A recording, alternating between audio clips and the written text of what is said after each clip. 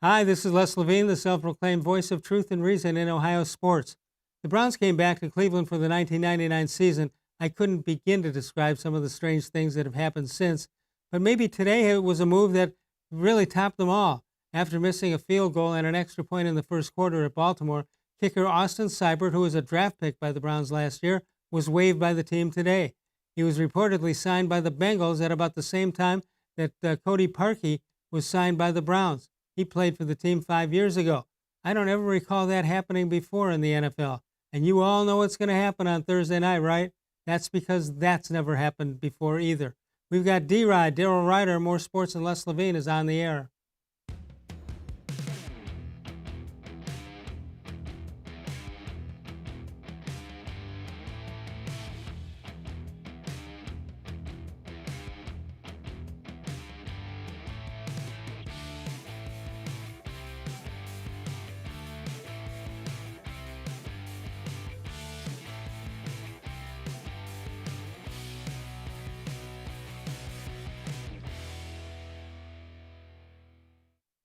Everything that's going on here, and even with what we're getting ready to announce with Husker and Big Ten football tonight.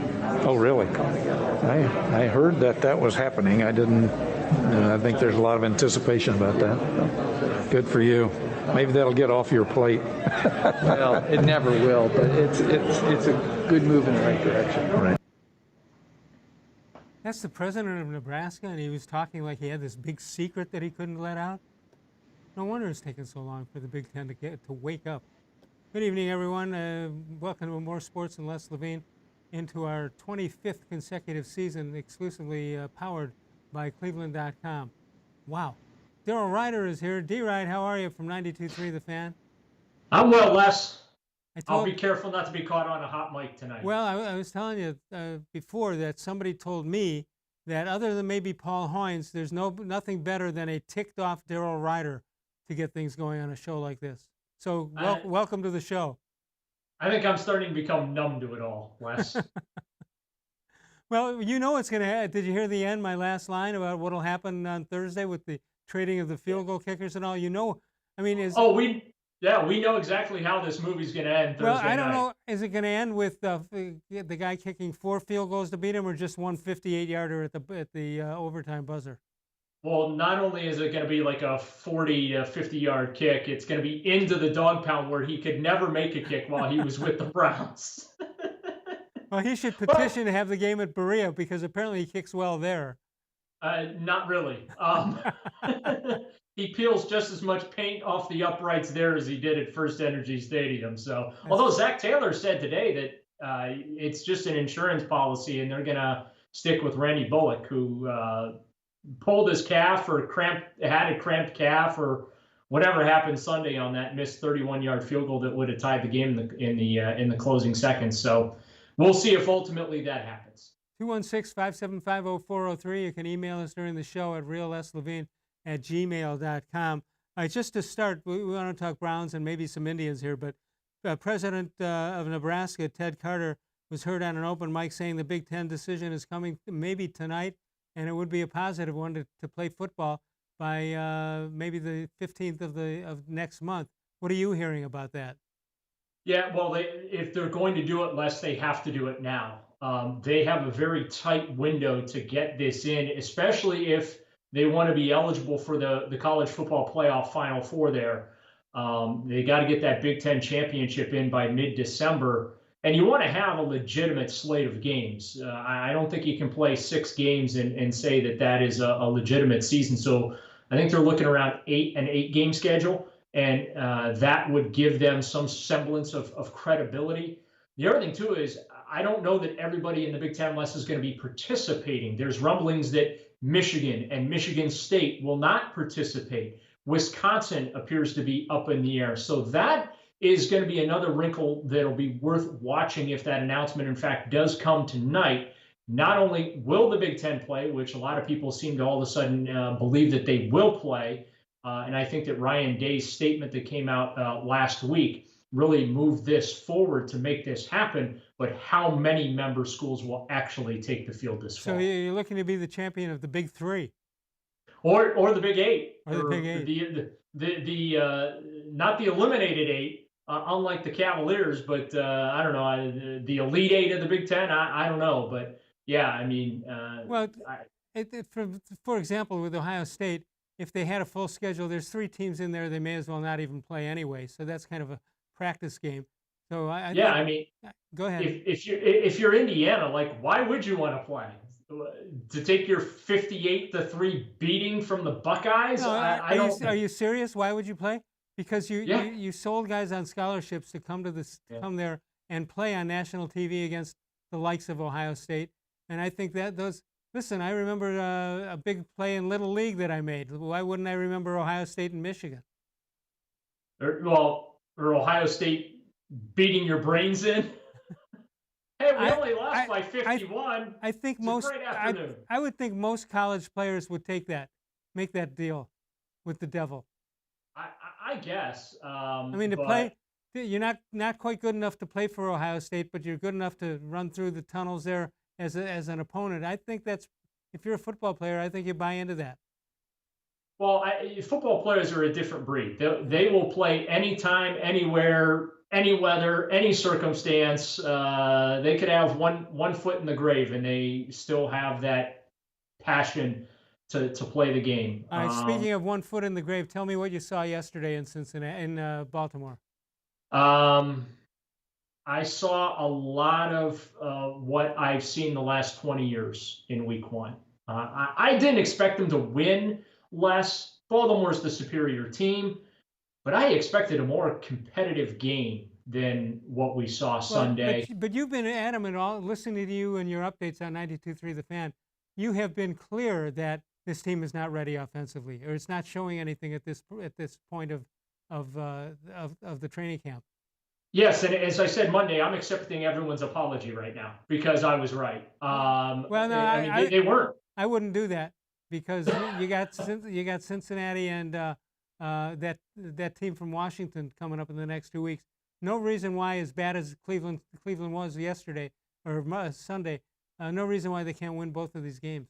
In fact, they'll be favored. Sure. They'll be favored in both. Yeah, sure. I agree with you 100%. They could go 2-1, or they could go 0-3. That's kind of where I'm at with them right now. Just like when we were talking leading up to the season, wouldn't be shocked if they went 5-11 or 11-5. Could run the gamut. Just did not know what to expect.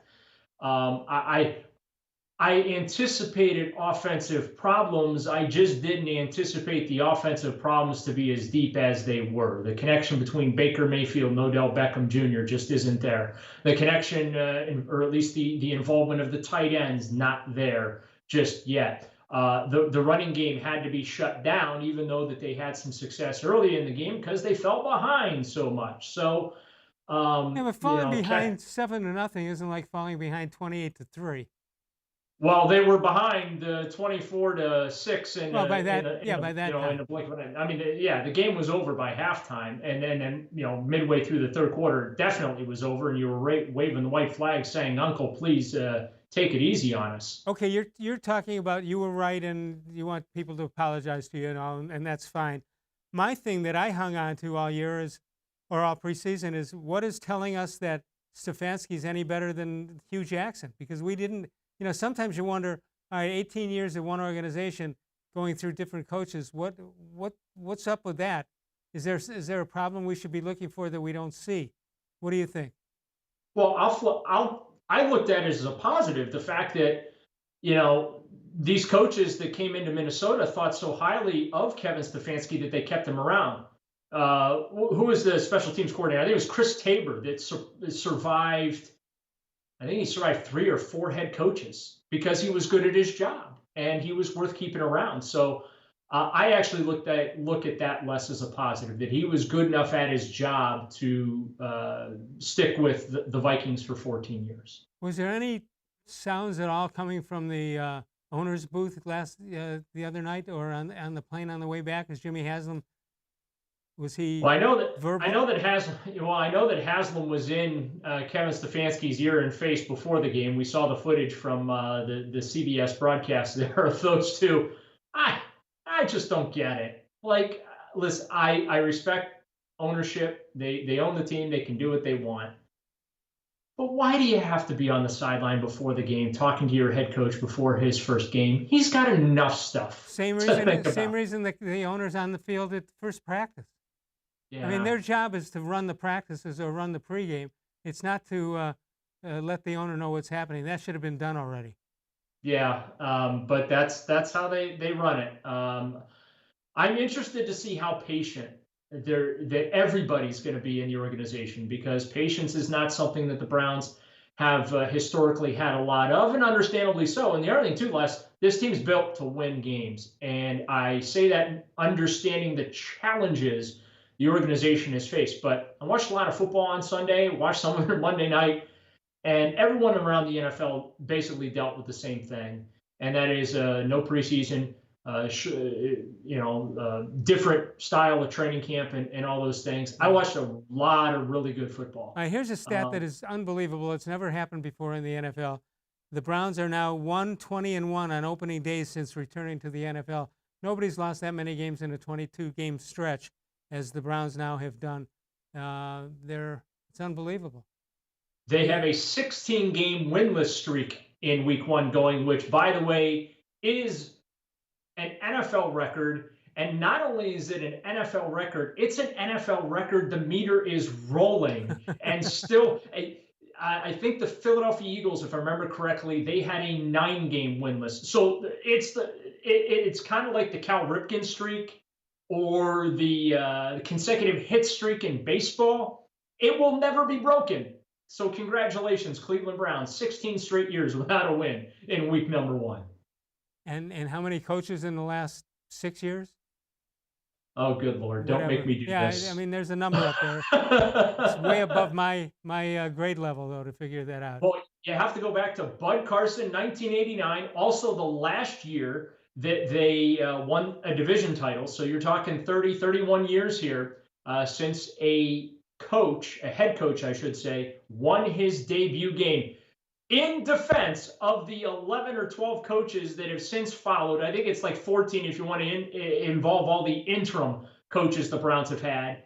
In their defense, Bill Belichick lost his debut with the Cleveland Browns, and all he's done is win 6 Super Bowls. You just said Bud Carson, he wins 51-0, and that was in his debut year, and he comes back one more year. He's done after 2, and then he was Belichick fired mid-season. He didn't make it through year 2. He was fired. They were 2-7 when he got fired after winning 51-0 the first year. 216-575-0403 is the number to call. Daryl Ruiter is here. Dangerous Daryl Ruiter. If you'd like to chime in, you can do that. You can do that right now. You also can follow us on Facebook, facebook.com/More Sports and Less Levine. We come up with a question in the morning. You come up with answers all day long. We read them during the show. That's about as easy as it can get. More Sports and Less Levine, powered by cleveland.com. Back in a moment.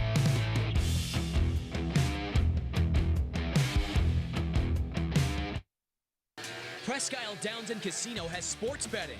Use one of our 50 state-of-the-art Bet America kiosks to place your bet and watch your favorite games on one of our many HD televisions, or visit our sportsbook area. Only at Presque Isle Downs and Casino.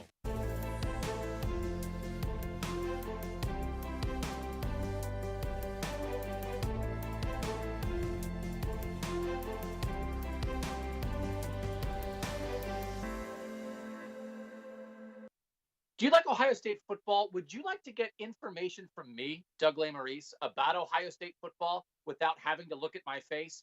We have got the plan for you. Become an Ohio State text subscriber through cleveland.com. You send a text, 614-350-3315. What do you get? 2, 3, 4 texts right in your phone every day about Ohio State football. Inside information, polls, voting, all kinds of things. You can be on our podcast. We take text subscriber questions on our Buckeye Talk podcast every week. If you really want to be involved with Ohio State football, in season or out of season, become an Ohio State text subscriber from cleveland.com. Send a text to 614-350-3315. 14-day free trial. What do you have to lose? $3.99 a month after that. 614-350-3315. I'll see you in your phone. Tri-C is here for you. Now more than ever, you need a post-secondary education. So I encourage you to start your journey here at Tri-C. The majority of fall classes will take place online, but we've added a variety of formats to meet your learning needs, and we've taken many steps to keep you safe on campus. Whether you're ready to get started or your four-year plans have changed, Tri-C is where futures begin. The Ohio Lottery Partners in Education program recognizes role model students and teachers from across Ohio. Nominations can now be done completely online. To nominate a deserving teacher or student, go to ohiolottery.com. In the About section, find Partners in Education. There you will find links to the nomination forms. Students kindergarten through 12th grade can be academic all-stars. Teachers can be honored as a Teacher of the Month. The Ohio Lottery Partners in Education, where stars shine.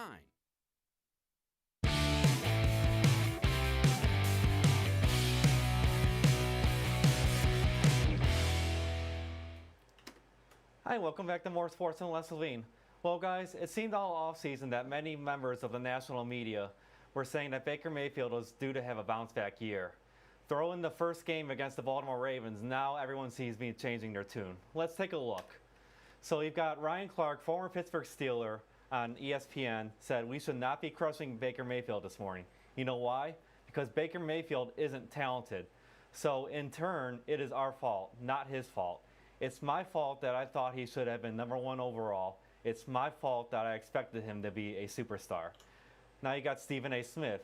Keep in mind that this is a guy who is a former #1 overall pick, and he's going against a guy who was the last pick in the first round of the NFL draft. Look at the difference between the two, Baker Mayfield and Lamar Jackson. Not just in terms of skill set, but in how much you have improved. Then you've got Brian Billick from NFL Network. If you look at the box score on Sunday for Baker Mayfield, if it were Joe Burrow in Cincinnati, we'd go, well, okay, that's rookie-esque. We can recognize that. But that's not what we're talking about here. Is there a bigger game for any player in the NFL, more of a must-win in a short week than Baker Mayfield going against a rookie Joe Burrow in Cincinnati? This is going to be interesting on Thursday night because this guy, it's clearly on his shoulders. There will be no excuses given. So guys, what do you think? Is there more pressure on Baker Mayfield coming from Cincinnati Bengals or from the national media? Well, I think it's interesting because Billick was one of the guys that turned around and came on Baker's side. I think a lot of the national guys did that. They're forgetting they played the Baltimore Ravens, clearly one of the best teams in the NFL, among the top 4. I think most of us would agree. So if he turns it around and plays well and wins the next 2, these are teams and quarterbacks more on his level than what he met yesterday. And by the way, quarterbacks don't play against quarterbacks. What do you think, Daryl? Well, I think that the Cleveland Browns have done nothing to help Baker Mayfield aside from putting a bunch of playmakers around him. He's not been able to grow within a system. You know, you want to talk about growth. Well, how can you grow when every year you have to spend your offseason learning an entirely new offense? And, on top of that, you got to learn a whole new coaching staff as well. So, yes, it is starting to concern me as to whether or not Baker Mayfield is, in fact, the franchise quarterback that the Browns need to get them back to the playoffs, potentially in position to win a Super Bowl. But I think that the Browns have essentially sabotaged Baker. And, with the constant chaos and change that he's had to deal with. So I'm more inclined to blame the organization and the franchise than I am Baker. Now, we can talk about accuracy. We can talk about chemistry with teammates and that does fall on Baker. But when there's not a comfort level with what you were doing to begin with, I don't know. I think it's tough right now to judge Mayfield. And this is a big year for him because he's due for that contract extension next offseason. All right, I may as well just get it over with and do what I'm going to do, and that is I'm going to predict wins for the Browns in the next 2 weeks. Are you guaranteeing wins? No, I'm just predicting it. Okay. I mean, these are 2 bad teams. These are would you say they're 2 of the worst 5 teams in the NFL right now? I'm talking about Cincinnati and the team wearing Washington's colors. Yeah, I would say that both of those organizations should be in position for top 6 draft picks. I mean, who really thought that Cleveland was going to beat Baltimore yesterday? Well, They- I didn't think they were going to win. I just thought the game would be a lot more entertaining and it would be a lot more compelling than it was. A loss is a loss. Yeah. I mean, luckily, losing by 32 only counts as one loss. Right. Yeah, if they give style points on it, they'd be 0-7 right now. No question about that. All right, what about where was the vaunted running game yesterday? Well, I think that this is part and parcel to them working through this whole system, Les, where they're trying to figure out what that balance is. What's the balance of Nick Chubb and Kareem Hunt, and what's the balance of the tight ends with Austin Hooper. Obviously, Njoku goes on injured reserve, so he's not going to be available for a couple of weeks. What's the balance of Odell Beckham Jr., Jarvis Landry? I think that they got stuff they have to still figure out and sort through. And luckily for them, they've got 2 opponents that are going to allow them to do that. As you mentioned, in Cincinnati and with the Washington football team. I think that's what they're calling themselves this year. And so, we'll see. I mean, hopefully Baker Mayfield plays better here at the end of September than he did against Baltimore in week 1. Then maybe some of the heat that is, an overreaction that has happened with this one game will kind of start to die down a little bit. What part of the defense bothered you most yesterday? Well, the defense didn't bother me because that's kind of what I expected. I mean, the defense is a construction project right now, Les. They're strong up front with Myles Garrett. Larry Ogunjobi, I thought, played an excellent game on Sunday. Sheldon Richardson and Olivier Vernon. But the rest of it's hodgepodge at this point. Denzel Ward, I think, is a Pro Bowl, perennial Pro Bowl talent. But Greedy Williams is hurt. Don't know when we're going to see him again. He didn't practice again today. Terrence Mitchell had to fill in for him. The linebacking core wasn't good coming into the season. It's not gotten better with Mac Wilson and now Jacob Phillips, the rookie, being hurt. Grant Delpit, losing him in training camp. I think that we're seeing the impact of that. Big things were expected of him as a rookie. So, I expect that the offense is going to kind of have to carry the water this year. The offense is supposed to be a finished product, if you will, at least from a roster build standpoint. Offensive line got fixed. They brought in Austin Hooper. So that problem was solved. And then, next offseason, you turn your attention to, fixing up your defense. But I don't know what to expect, if much, from that side of the football under Joe Woods. 216-575-0403. Email us during the show at reallesLevine@gmail.com. Northeast Factory Direct, 3 great locations. West 140th Street on the west side. Also Lakeland Boulevard in Euclid and Freeway Drive in Macedonia. And check out the web before you go anywhere, northeastfactorydirect.com. We'll come back in a moment with Daryl Ruiter, more sports and less Levine, powered by cleveland.com.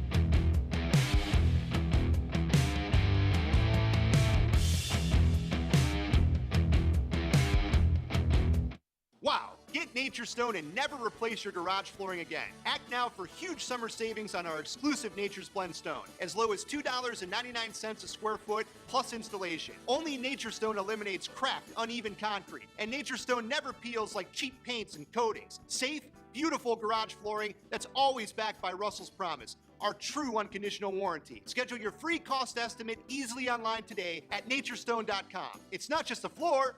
Wow, it's Nature's Stone. There are tastes we remember. Every smell brings the happiness of times gone by. Experience this every time you walk into Gallucci's Italian Foods. Whether you need lunch on the go, a catered party, or that perfect blend of wine, meats, and cheeses, Gallucci's has exactly what you're looking for. Straight from Mama's Kitchen for old world traditions or original experiences. From the tastes you remember to new flavors you'll never forget. Gallucci's is a tasty branch of your family tree. When it comes to selling you a mattress, most retailers are handing you a long line of extra steps that drive up costs and create confusion. At the Original Mattress Factory, we simplify the mattress shopping experience by building mattresses and box springs in our own local factories and selling them direct to you. It's short, sweet, and simply makes sense. So experience more than just the mattress store. Experience an original, the Original Mattress Factory.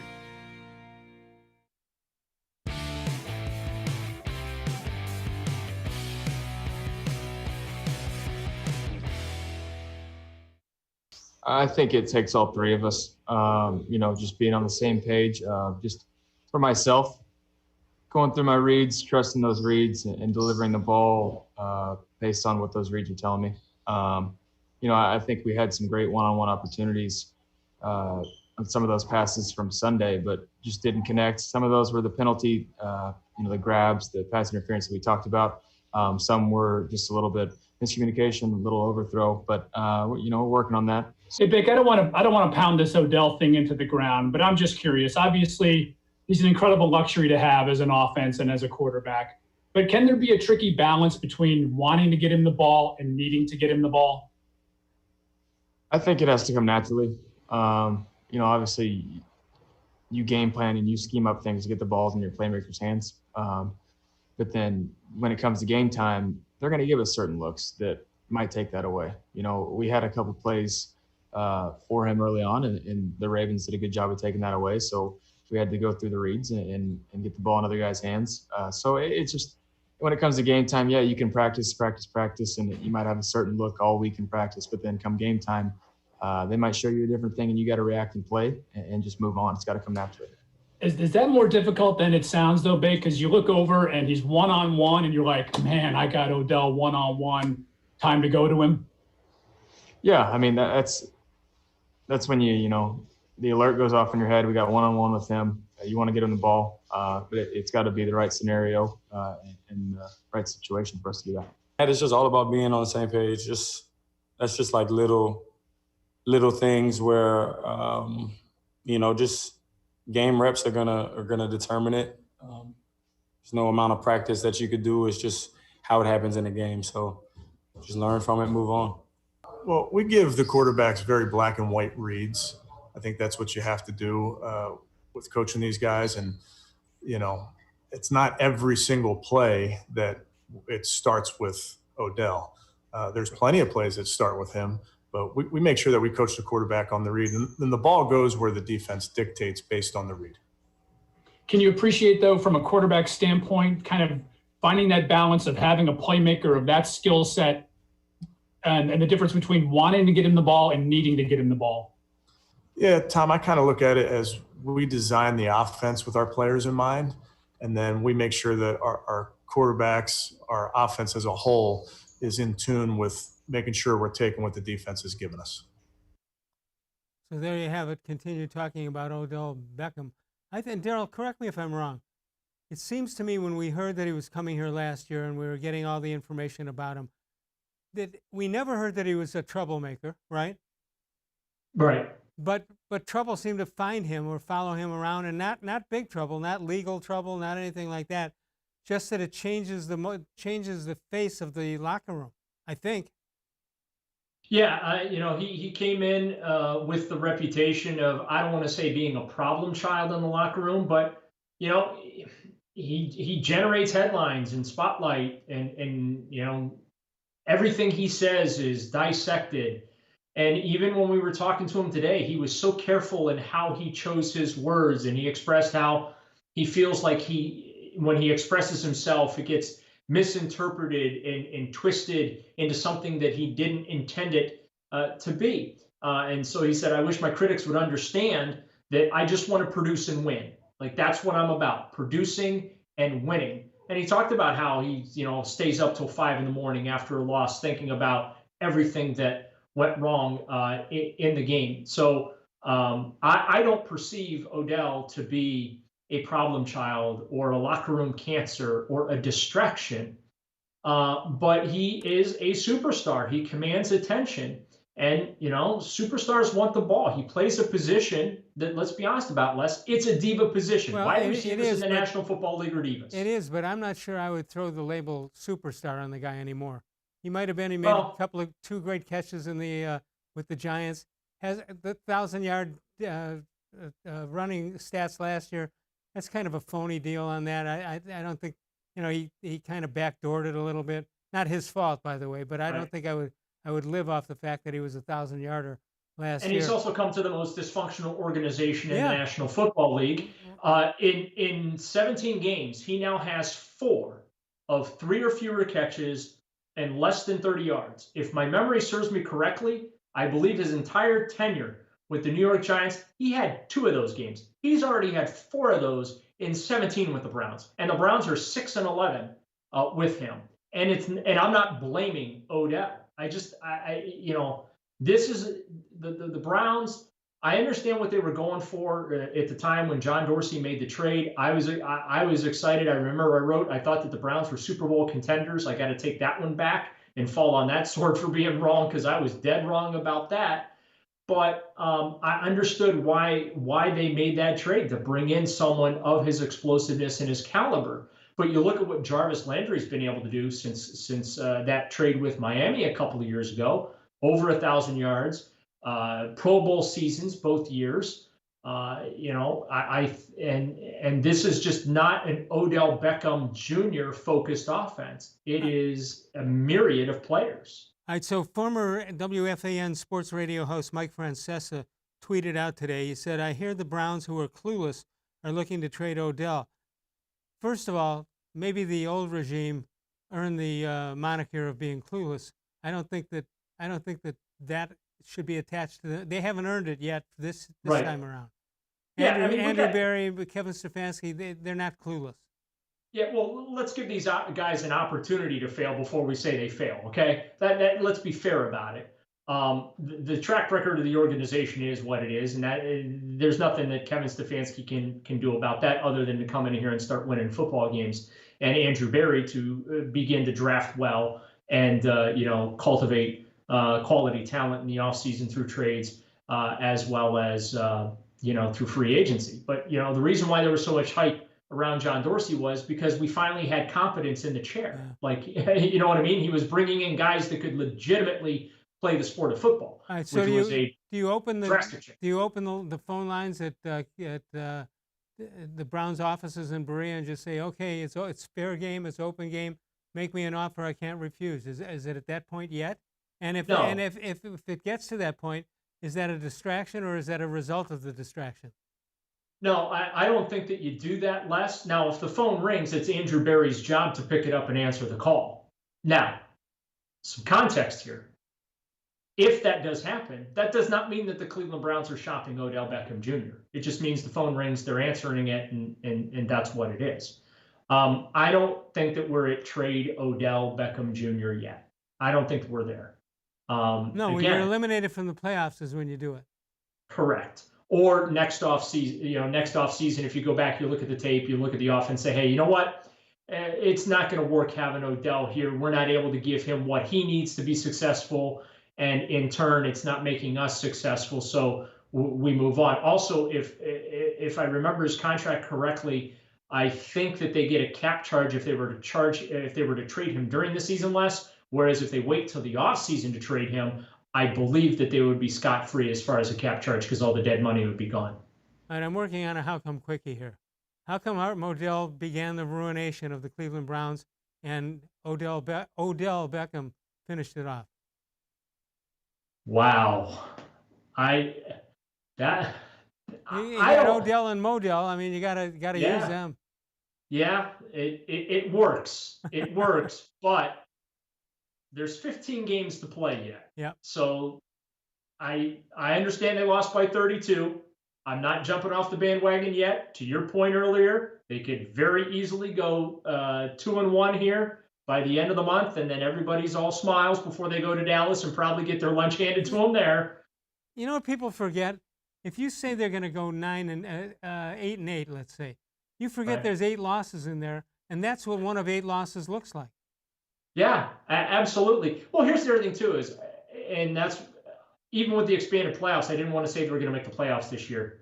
They haven't been to 500 since 2007. Okay, so can we get to 500 first before we start making playoff proclamations? That was what I taught myself after I declared last year they were going 10-6, and not only were they going 10-6 less, they were going to win a playoff game. I've learned not to put the cart before the horse. Daryl Ruiter with us. You can hear him at 92.3 The Fan.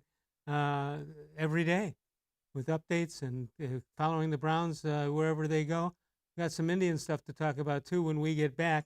And, of course, you can follow us on Facebook, facebook.com/More Sports and Less Levine. New content posted each and every day. We post the question, you post the answers, we post you sometime during the show. Hang around. More Sports and Less Levine is powered by cleveland.com.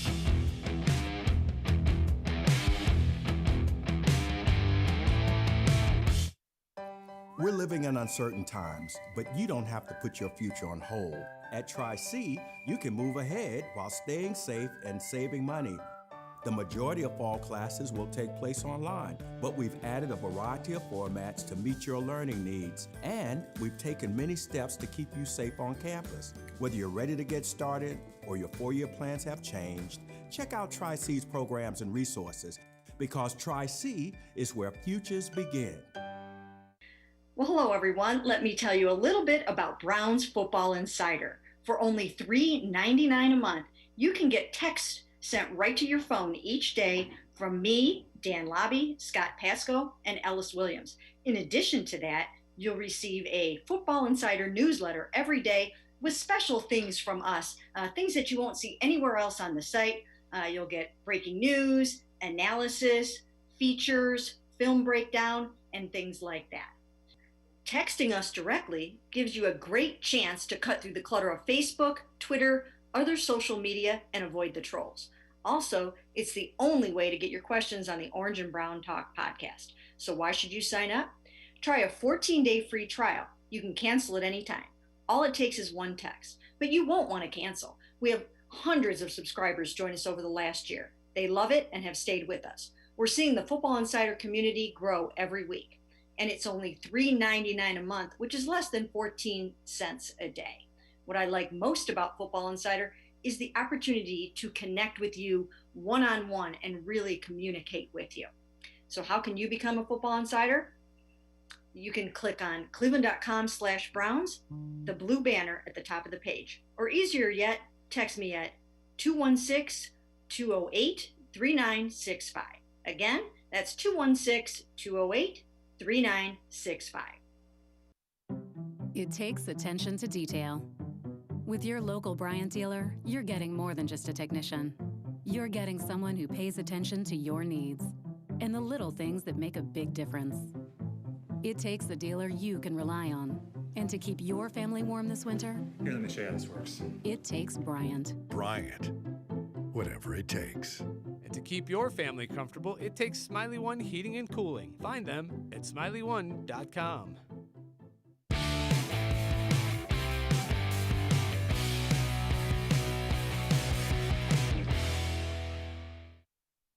Okay, big challenge this week with the Bengals coming up here to our place. I think it's a really good team. A ton of respect for their coaches. Offensively, I think you saw that quarterback's a special player, and then they got a ton of offensive talent around him with the receivers. They got fast guys, they got big guys, they got a couple really good running backs, a good offensive line. Getting Jonah Williams back this year, I think, was big for them. Defensively, a stout front, got long guys on the edge there, great effort players, fast linebackers, some corners that can run and match you, and I think some safeties with some ball hawk ability. Well coached, good special teams unit, so will be a big challenge for us Thursday night. Hey, Coach, you talked about having the short week, not a lot of time to dwell on what happened in Baltimore. Obviously, there's a little bit of a positive there. But the challenge, could you just touch on the challenge of having to prepare for another team so quickly and having so many things that you might want to go back and feel the need that you got to fix from that game? Yeah, I think there's a balance there, Daryl. Obviously, with a game on Thursday after a Sunday, you got to really dive into the preparations and get the players prepared for this scheme, prepared for these players, while still addressing things that are going to come up in every game. So there's definitely corrections that we have to make from the previous game, but there's a lot of work that needs to be done. And here we are really with our one work day, so to speak, this week. All right, can I make a positive statement about the Browns? Please do. The uniforms look great. Oh, yes, they do, don't they? Yeah, I hope I hope nobody says at the middle of the season we got to get rid of these uniforms. And Well, by if the they're way, gonna- if there's a throwback day, what do they wear? You know what? I always believed that the Browns uniforms were like the Yankee uniforms. They're just crisp, clean, classic, Right.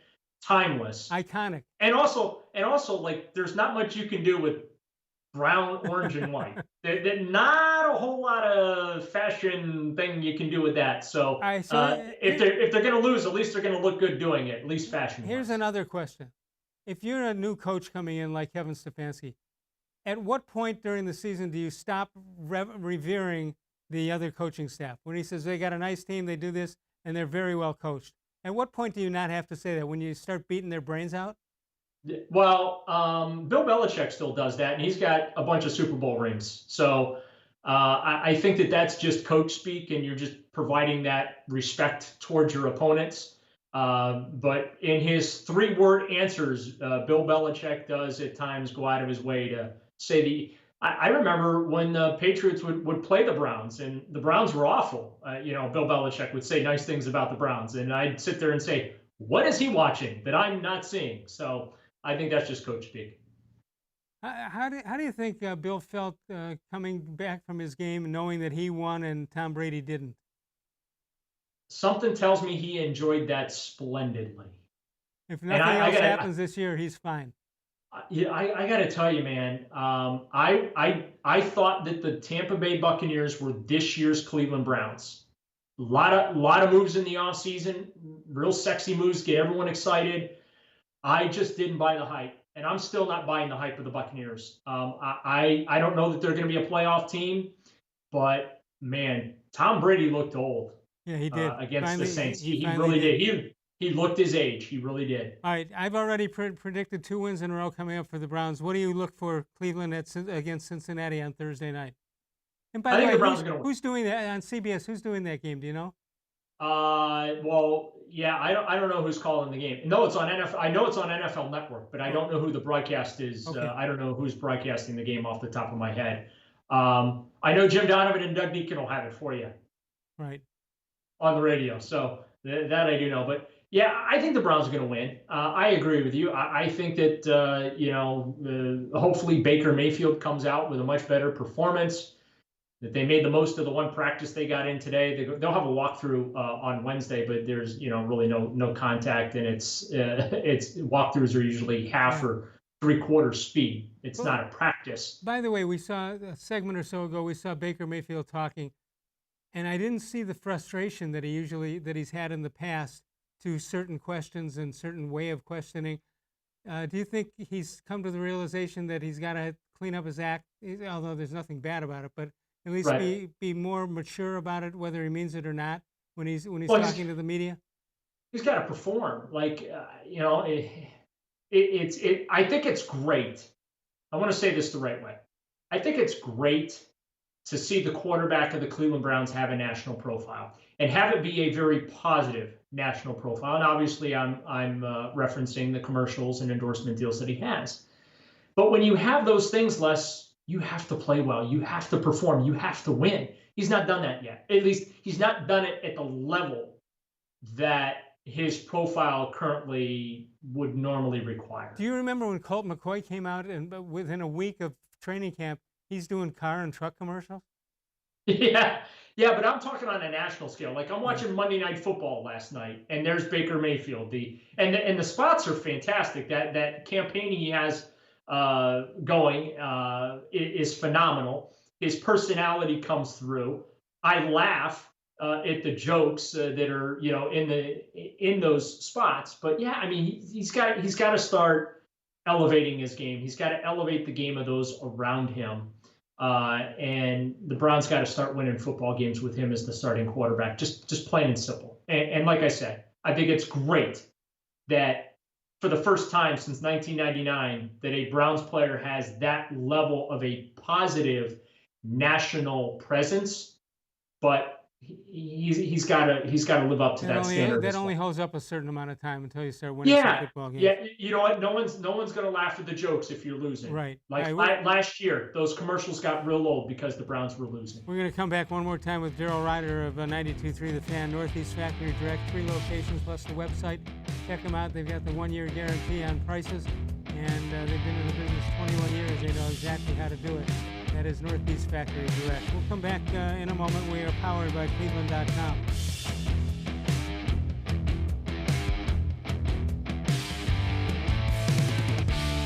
Never replace your basement flooring again. Act now for huge summer savings on our exclusive Nature's Pearl Stone, as low as $2.99 a square foot plus installation. Schedule your free cost estimate easily online today. It's not just a floor. Wow, it's Nature's Stone. When it comes to selling you a mattress, most retailers are handing you a line. A long line of extra steps that drive up costs and create confusion. At the Original Mattress Factory, we simplify the mattress shopping experience by building mattresses and box springs in our own local factories and selling them direct to you. It's short, sweet, and simply makes sense. So experience more than just the mattress store. Experience an original, the Original Mattress Factory.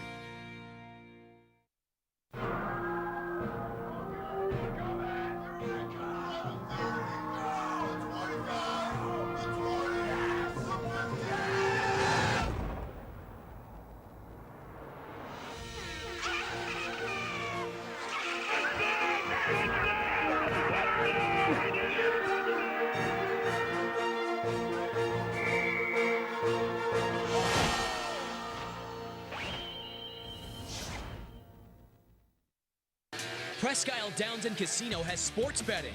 Use one of our 50 state-of-the-art Bet America kiosks to place your bet and watch your favorite games on one of our many HD televisions or visit our sportsbook area. Only at Presque Isle Downs and Casino.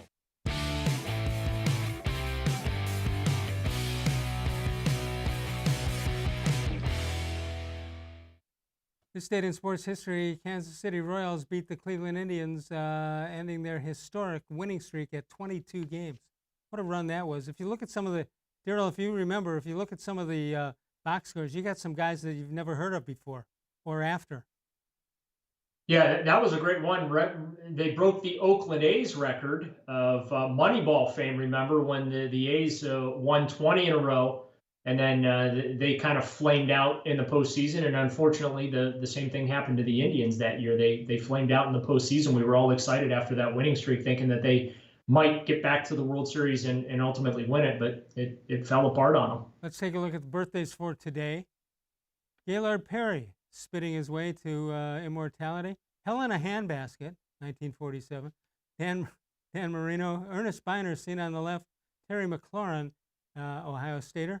And K.J. Hill, all born on this date, the 15th of September. Our question of the day, Facebook question, what are the most disappointing parts of the Browns' Week 1 loss to the Ravens? Wayne Richard Lyon says, how about not having to watch another first-time head coach of the Browns get off to a rough start? How about the Browns hiring for a change of pace? Someone who has a resume that includes more than 5 years of head coaching experience in the NFL. Glenn Berger says scoring one touchdown in the game. That was in the first quarter. In fact, the Browns were shut out over the last 3 quarters. You have to score points to win in the NFL. Aaron Wood, Odell Beckham's inability to be productive and bad play calling to go with it. Larry Pantages says, what's so smart, tough, and accountable about dumping a kicker after one game? It shows insecurity from a rookie GM and head rookie coach. There's no Ivy League guarantee that players will succeed with their rabbit ears inside their helmets and their eggshells under their feet. Wow, that's a little rough. Let's go to the phones. Let's go to BP and Pepper Pike. BP, how are you? Hey, guys, I'm doing okay. How about you? Good. That was a very tough and disappointing loss on Sunday. I mean, I think we all probably thought the Browns were going to lose, but, the game was a complete blowout. But I wanted to ask Daryl, and I like Odell Beckham Jr. He seems like a great, cool guy. He's a superstar. And do you think he's just lost a step? I mean, is he just, kind of lost, a couple of seconds, or not seconds, but I mean, I don't think this guy can get open the way he used to with the Giants. I mean, that's my first question. And my second question is, also, do you think Baker Mayfield is just too short to succeed at quarterback? I mean, every game there's balls batted down, and that's troublesome. You know, it's always trouble when guys bat down these balls. Then you got a jump ball, and usually the defense is going to pick it up. But I've got a lot more questions, but I know this is only an hour show. But I mean, Denzel Ward, I don't even know if he played in that game the other day, and same thing with Myles Garrett. I mean, those guys barely scratched the surface of that game. But I want to know what you guys think. Garrett was non-existent as far as I'm concerned. Daryl? Yeah. Yeah, you know, Odell is coming off that core muscle surgery. He was hampered last year. He says he's healthy this year. At least during training camp, he looked to have that explosiveness back. The Browns have had so many bad wide receivers over the years. Like he looked like when he came in, and I watched him last year, even though he was hurt, like he still looked like a god on the football field because of what I was comparing him to. So I don't know if he's lost a step, but whatever chemistry issues that they have going on or the problems that they have, they got to get that worked out. You know, Baker Mayfield, I really think that just between the ears right now, he's a little lost. He's on his third offensive system in 3 years. He's never had an opportunity to get to that next step within an offensive system because every year it's been reset, reset, reset. And so he's having to start from scratch. So I got to give him a little leeway in that regard. Also, Calais Campbell's a pretty good football player, and he wrecked the first quarter of that game. And also, Calais Campbell's a monster. He's like, what, 6'6", 6'7"? 6'8", 350. He's just a big dude. So he's going to knock balls down. What they have to do is, I really think, get Baker Mayfield out into some open space where he's out of the pocket. And, you know, that's where he did a lot of his damage his rookie year. That's where he had his success at Oklahoma. I recognize the NFL. They're a lot faster in the NFL than college. But I think getting Baker Mayfield, moving him out to his right or to his left so things can open up down the field, I think that's the key to success. I just happened to see a stat from Mary Kay Cabot. She wrote about how in that opener, Baker Mayfield used play action less than 22% of the time on Sunday, and that's not enough. You gotta use play action more, and you gotta use it more effectively than what we saw against the Ravens. Thank you, BP. Great to talk to you as always.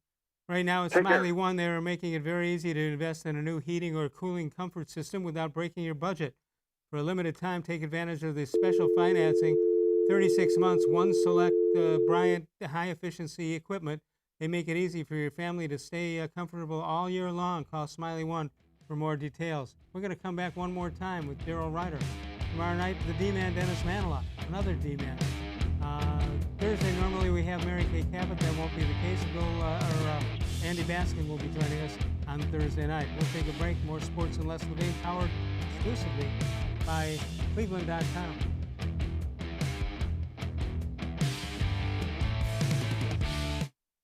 Wow! Get Nature's Stone and never replace your garage flooring again. Act now for huge summer savings on our exclusive Nature's Blend Stone, as low as $2.99 a square foot plus installation. Only Nature's Stone eliminates cracked, uneven concrete, and Nature's Stone never peels like cheap paints and coatings. Safe, beautiful garage flooring that's always backed by Russell's Promise, our true unconditional warranty. Schedule your free cost estimate easily online today at naturestone.com. It's not just a floor. Wow, it's Nature's Stone. There are tastes we remember. Every smell brings the happiness of times gone by. Experience this every time you walk into Gallucci's Italian Foods. Whether you need lunch on the go, a catered party, or that perfect blend of wine, meats, and cheeses, Gallucci's has exactly what you're looking for. Straight from Mama's kitchen for old world traditions or original experiences. From the tastes you remember to new flavors you'll never forget. Gallucci's is a tasty branch of your family tree.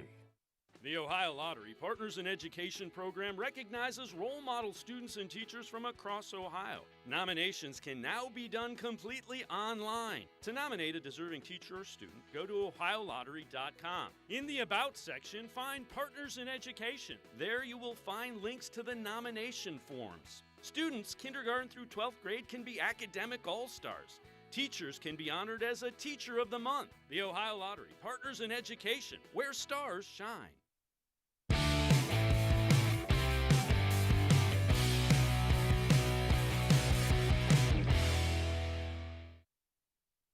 There you have it. Dennis Maniloff will be here tomorrow night at D-Man's World 74. That'll be tomorrow night. And Bill, I keep saying Bill, I don't know why I do that, but Andy Baskin will be here on Thursday. Daryl, we just keep raiding the closets at 92.3 Fan and bringing them over as guests. You have your own schedule, you have my own schedule. Oh, wait, go back. We got a How Come Quickie written by our crack staff. Go on back to that. Daryl, how come if Benedict Arnold was traded for the Sultan of Swat, he would have been the voice of Ruth and Treason? I like that one. Thank you very much. I didn't want to pass that one up. That's a top 10 classic, How Come Quickie. Well done. All right, you got about a minute. What's on your mind tonight? Indians, Browns, you name it. Well, I'd like to see the Indians win a game. I'd like to see the offense show up for once. Pitching's doing their part. You mean you can't win 1-0 all the time? No, you can't. I'm fairly confident. You can in the World Series, but not during the regular season. And they're running out of time real fast. They went from first place. They're starting to fall down that ladder in the Central. And then the Brownies, man, I'd like to see them get their act together, and hopefully Baker Mayfield comes out and plays well. Number 1 pick against number 1 pick. It wouldn't be fair. It wouldn't be fair if we waited so long for football, and then we're done in like 2 weeks. Oh, don't say that, Les. don't say the season's over by the end. Wait a minute, you just got them telling us they're going to beat the Bengals and they're going to beat the Washington football team and be 2-1 and everything's okay. I forgot I predicted that. No, I'll stick with it. That's not a reach. Hey, you know what? I said if they can get through those first 6 games, 3-3, they're in a great position to make a second half run. What's after that team from Washington? They have a very fun trip to Dallas to play the Cowboys. That could be a tough afternoon, and then they come home for the Colts, and then to the House of Pain, Heinz Field, for another loss to the Steelers. It looks like Roethlisberger is bigger and bigger every year. Yeah, he looked okay last night. He did. Unfortunately, I hate saying that, but yeah, he did not look like a guy who had his arms sewn back together. No, great job by Daryl Ruiter tonight. You can hear him on 92.3 The Fan. Daryl, great job. We'll talk to you soon. Thanks, Les, for having me. It was a lot of fun as always. All right, there's Daryl Ruiter. All right, that'll do it for us. Dennis Maniloff tomorrow night. Andy Baskin on Thursday. Of all the shows I've ever done, this is the most recent.